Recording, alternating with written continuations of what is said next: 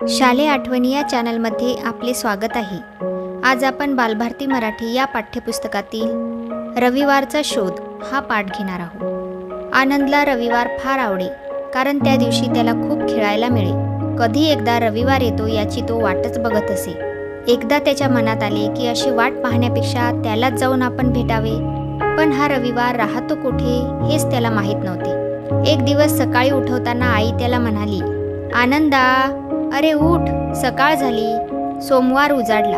त्याने डोळे उघडले, खिडकीतून बाहेर पाहिले। त्याला सूर्य उगवताना दिसला। त्याला वाटले की हा सूर्यच आपल्याबरोबर रोज कोणता तरी नवा दिवस घेऊन येतो। आज सोमवार घेऊन आला। काल त्याने आपल्याबरोबर रविवारला आणले होते। त्याच्या मनात आले, आपण या सूर्याला जाऊन गाठले तर तो नक्की आपल्याला त्याचा पत्ता देईल, त्यालाच भेटावे। तो रोज पूर्वेकडील टेकडी मागून येतो आणि पश्चिमेकडील जंगलात जाऊन लपतो। आपण त्या जंगलात जावे आणि तिथेच त्याला गाठावे। विचार पक्का झाला। केव्हा एकदा संध्याकाळ होते असे त्याला झाले। सूर्य मावळतीला टेकला। आनंदही धावत सुटला। तो त्या जंगलात शिरला। एकदम सूर्य दिसेनासा झाला। पळता पळता हाक मारून तो म्हणाला, सूर्या रे सूर्या, तू कुठं लपला आहेस? एका पाठोपाठ त्याने अनेक हाका मारल्या। प्रतिध्वनी उमटत राहिला। न थांबता आनंद धावतच राहिला। अखेर तो थकला। धापा टाकत एके ठिकाणी उभा राहिला। दिवस मावळून अंधार पडू लागला होता। त्याला जवळच एक मुंग्यांचे वारूळ दिसले। त्यांची एक रांग वारुळाकडे जात होती। त्या कसल्या तरी कामात गुंग होत्या।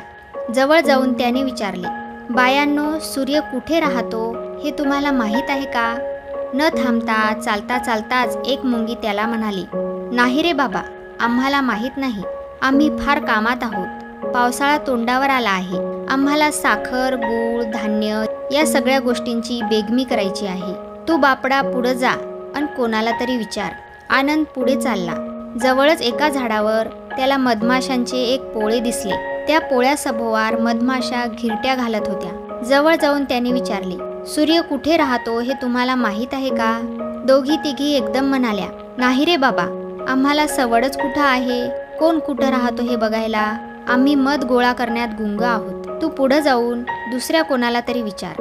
आनंद बापडा पुढे जाऊ लागला। जवळच एक नदी लागली। नदी संथ वाहत होती।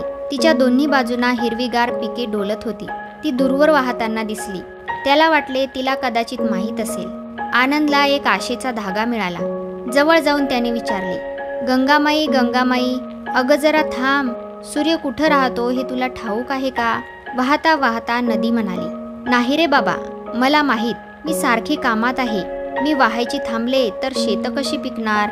शेतं पिकली नाही तर लोकांना धान्य कोठून मिळणार?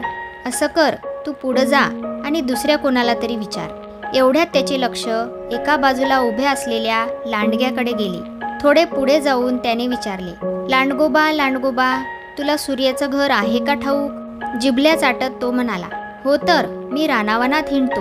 मला सगळं माहीत आहे। ये माझ्या बरोबर, तुला मी त्याच्याकडे घेऊन जातो। आनंद पुढे जाणार इतक्या ठॉक ठॉक करत एका झाडावर बसलेला सुतार पक्षी आपले काम थांबवून लगबगीने त्याच्याकडे गेला। त्याच्या कानाशी गुणगुणत म्हणाला, सांभाळ रे बाबा, हा लांडगा तुला खाऊन टाकील। आनंद घाबरला। काय करावे हे न कळून तो गोंधळून गेला। सुतार पक्ष्यांनी त्याला विचारले, तुझं काय काम आहे? कशासाठी तू इथं आला आहेस? मला सूर्याला भेटायचंय। सूर्याला? आणि ते कशाला? आनंद म्हणाला, रविवार त्याचा मित्र आहे। मला रविवार फार आवडतो। तो माझी रविवारची गाठ घालून देईल। मग आम्ही खूप खूप खेळू। तो पक्षी बोलला, वेडा रे वेडा, सूर्य तर कधीच सुट्टी घेत नाही। तो तुझी आणि रविवारची कशी गाठ घालून देईल? आनंदने विचारले, का नाही गाठ घालून देणार? पक्षी म्हणाला, अरे, आठवड्यातले 6 दिवस जो काम करतो त्यालाच रविवार भेटतो। तुला रविवार भेटावा असं वाटत असेल तर आधी तू 6 दिवस काम कर। आनंदला हे पटले। अंधार पडतच होता। तो लगेच मागे वळला आणि रात्र व्हायच्या आधी घरी आला। सकाळ कधी होते याची वाट बघत तो झोपी गेला। त्याने मनात ठरवले होते, सोमवार ते शनिवार भरपूर काम करायचे। सकाळ झाली। अंगावरचे पांघरून दूर करत त्याला आई म्हणाली, आनंदा, अरे उठ, आज काही रविवार नाही, सोमवार आहे। स्वप्नातून जागा होत तो म्हणाला, बरं झालं उठवलंस, आज मला खूप अभ्यास करायचा आहे। हा व्हिडिओ तुम्हाला आवडला असेल तर प्लीज या चॅनलला सबस्क्राईब करायला विसरू नका।